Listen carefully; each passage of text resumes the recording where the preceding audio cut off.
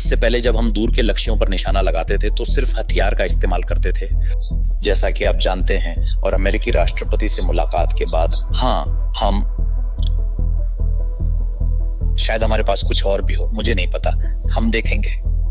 वो कुछ और आ रहा है और यही बात पुतिन की रातों की नींद उड़ा रही है।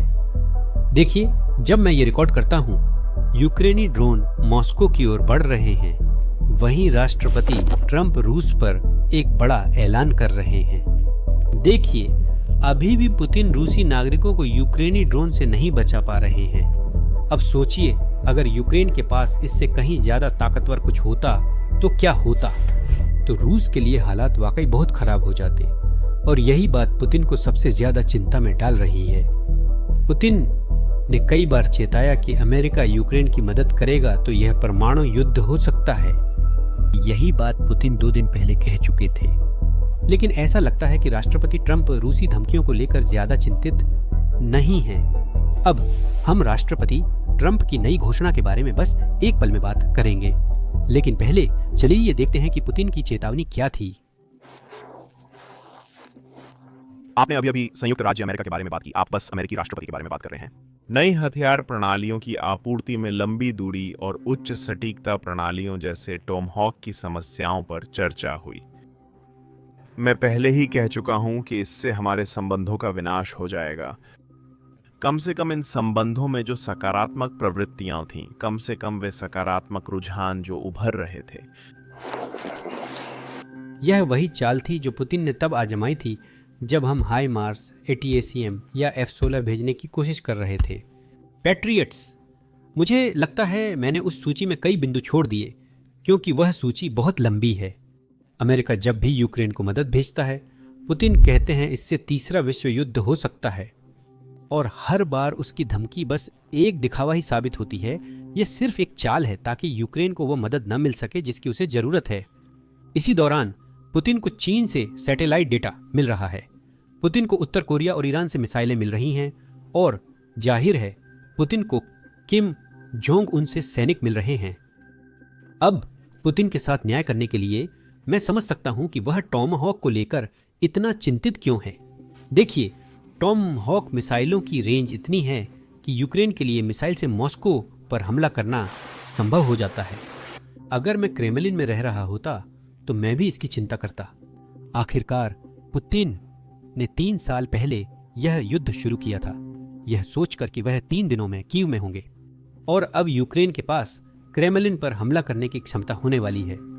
चलिए मैं आपको दिखाता हूं कि ट्रंप ने कुछ घंटे पहले क्या कहा।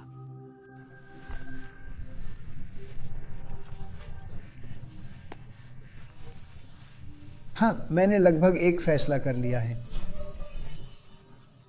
हाँ, मुझे लगता है मैं जानना चाहता हूँ कि वे उनके साथ क्या कर रहे हैं। हाँ, आप जानते हैं वे उन्हें कहाँ भेज रहे हैं। मुझे वो सवाल पूछना होगा। वो युद्ध कभी शुरू ही नहीं होना चाहिए था। नहीं, मुझे पता है, मैं करना चाहता हूँ, कुछ सवाल पूछूंगा। मैं देखना चाहता हूँ कि मैं क्या नहीं देख रहा, बढ़ोतरी देखने की कोशिश नहीं कर रहा हूँ। निश्चित रूप से यह एक अच्छा बयान है। ऐसा लगता है कि अमेरिका ने या तो टोमहॉक मिसाइलों को मंजूरी दे दी है या फिर बहुत करीब है मंजूरी देने के। अब जितना मैं चाहता हूं कि यूक्रेन उनका इस्तेमाल क्रेमलिन परिसर पर करे, मुझे नहीं लगता कि ऐसा होने वाला है, क्योंकि राष्ट्रपति ट्रंप ने बहुत स्पष्ट रूप से कहा है कि वह बिल्कुल जानना चाहते हैं कि यूक्रेन उनका इस्तेमाल कहां कर रहा है और फिर अमेरिका मंजूरी देगा या नहीं देगा। यह इस पर निर्भर करेगा कि अमेरिकी प्रशासन को लगता है कि उस हमले में कितना जोखिम है। यह और भी है, उन्होंने कहा, यह बहुत जरूरी है। सुनते हैं।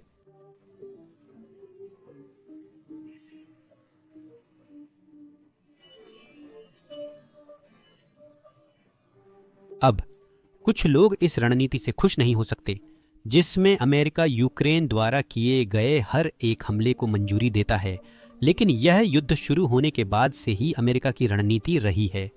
यूक्रेन इसी तरह अटैकम्स का इस्तेमाल करता है, यूक्रेन इसी तरह स्टॉर्म शैडोज का इस्तेमाल करता है और यूक्रेन इसी तरह पश्चिमी देशों से मिलने वाले किसी भी हथियार का इस्तेमाल करता है। उन्हें निशाना बनाने से पहले मंजूरी लेनी होती है। इसी वजह से यूक्रेनी मिसाइलें गेम चेंजर साबित होती हैं। फ्लेमिंगो, नेपच्यून मिसाइलें, ये मिसाइलें यूक्रेन को कहीं भी जाने की क्षमता देती हैं, वो भी बिना किसी तरह की मंजूरी लिए। और ये पुतिन के लिए सिरदर्द बन गई हैं, क्योंकि अब हर बार जब वो किसी यूक्रेनी शहर पर हमला करता है तो यूक्रेन तुरंत जवाब देता है और सुनिश्चित करता है कि रूसी शहर पूरी तरह अंधेरे में डूब जाए। राष्ट्रपति जेलेंस्की ने साफ कहा है कि अब रूस को आंख के बदले आंख का जवाब दिया जाएगा। रूसी लोग इन सभी ब्लैकआउट्स, अंधेरी रातों, इन तमाम चुनौतियों की कीमत को समझते भी नहीं हैं, जो यूक्रेन के नागरिक इस युद्ध के दौरान महसूस करते हैं और सहते हैं।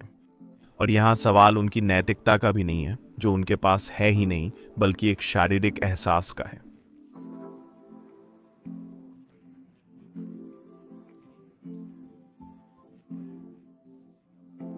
यूक्रेन नागरिकों को नहीं मारता, बिल्कुल भी नागरिकों का शिकार नहीं करता, लेकिन उन्हें इसकी कीमत समझनी होगी। यूक्रेन जवाब देता है और सैन्य ठिकानों पर हमला करता है, जो मुझे न्याय संगत लगता है। ऊर्जा सुविधाओं पर जो अपनी ऊर्जा संसाधन बेचती हैं, रूस अपने ऊर्जा संसाधन बेचता है और फिर इस पैसे का इस्तेमाल केवल युद्ध के लिए करता है। इसीलिए मुझे लगता है कि यूक्रेन पूरी तरह से न्याय संगत कदम उठा रहा है। हम ये नहीं करना चाहेंगे, हमें खुशी होती अगर युद्ध न होता, लेकिन रूसियों की अभी ऐसी इच्छा नहीं है और इसी वजह से इस युद्ध को रोका जा सकता है, न केवल बहुआयामी दबाव से। पश्चिमी देशों का दबाव फिलहाल पर्याप्त नहीं है और इस दबाव में एकता, मुझे लगता है वह भी कमी है, पर्याप्त नहीं है। संयुक्त राज्य अमेरिका, यूरोप और वैश्विक दक्षिण का अधिक दबाव हमने अब तक महसूस नहीं किया है। रूस पर उनका दबाव ताकि वे रुक जाएं। और दूसरा पहलू ठीक वही है जो रूसी संघ का समाज खुद है। वे आराम से मार रहे हैं और जब उन्हें आराम महसूस नहीं होगा तब वे इसके बारे में सोचना शुरू करेंगे।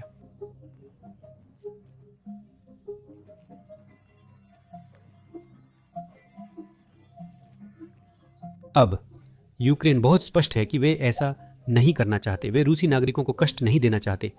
लेकिन अगर रूस यूक्रेनी ऊर्जा ढांचे पर हमला करना जारी रखता है, खासकर जब सर्दी करीब आ रही है, तो रूस को उम्मीद करनी चाहिए कि यूक्रेन भी वही करेगा। इस तरह रूसी नागरिक भी वही कठिनाई महसूस करेंगे जो यूक्रेनी नागरिक पिछले 3.5 साल से महसूस कर रहे हैं। और मुझे आपको एक बात बताने दीजिए, रूस से जो क्लिप्स आ रही हैं उन्हें देखकर ऐसा नहीं लगता कि रूसी नागरिक अपनी ही दवा का स्वाद चखकर खुश हैं। यह क्लिप एक रूसी नागरिक की है जिसने यूक्रेनी हमले में थर्मल पावर प्लांट नष्ट होने से बिजली खो दी।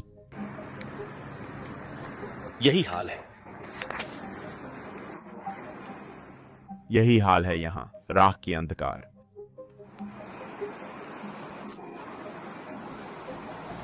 सिर्फ गाड़ियां ही रोशन हैं। देखो, लोगों ने वहां मोमबत्तियां जला रखी हैं, बस कुछ गाड़ियां ही रोशनी कर रही हैं। अंधेरा हो जाता है। पूरा मोहल्ला ऐसा ही है और अपार्टमेंट्स में भी।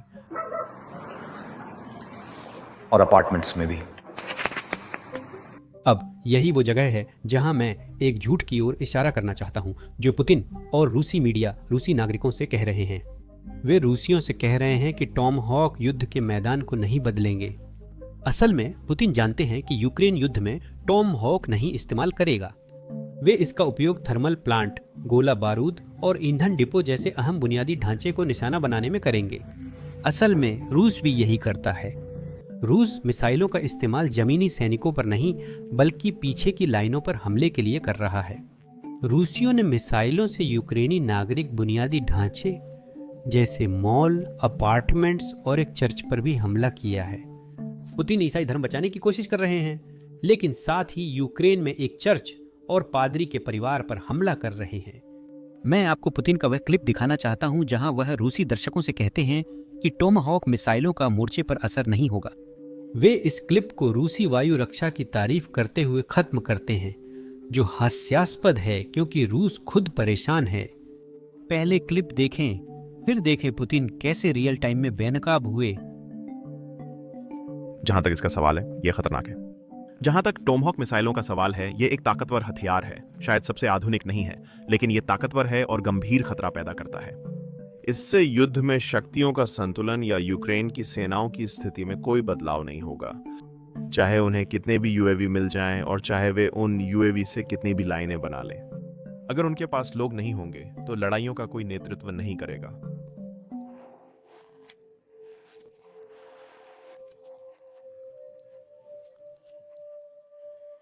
उन्हें रणनीति बदलनी होगी। देखिए, टीवी पर हमारे सैनिकों की प्रगति दिखाई जा रही है।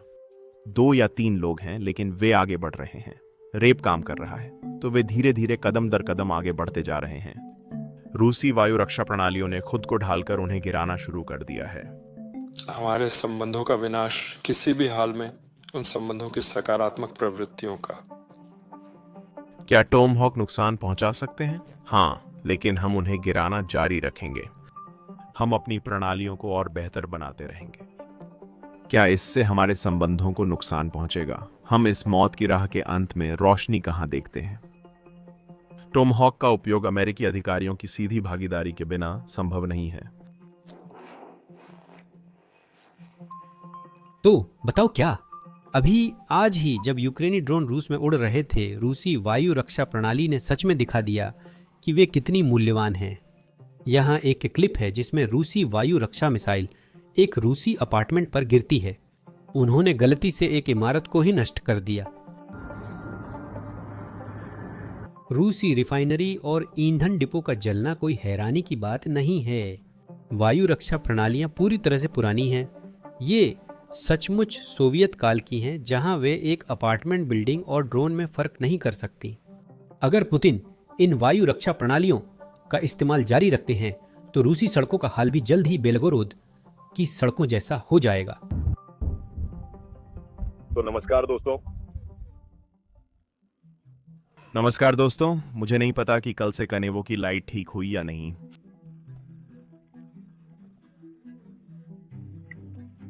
अब केन्या में गोलाबारी हुई और फिर लाइट नहीं है।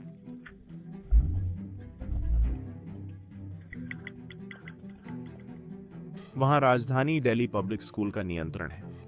कोनेवा और बुलेवार्ड यूथ के उस चौराहे पर ट्रैफिक लाइट्स काम नहीं कर रही हैं। बुलेवार्ड जुनूस की ब्रेक काम नहीं कर रही है।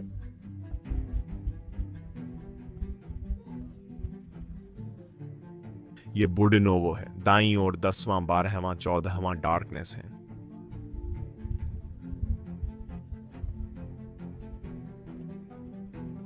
बाईं ओर बुडियानोवो या सिनेनो की डार्कनेस। मेटापोर चौराहे पर काम नहीं कर रहा।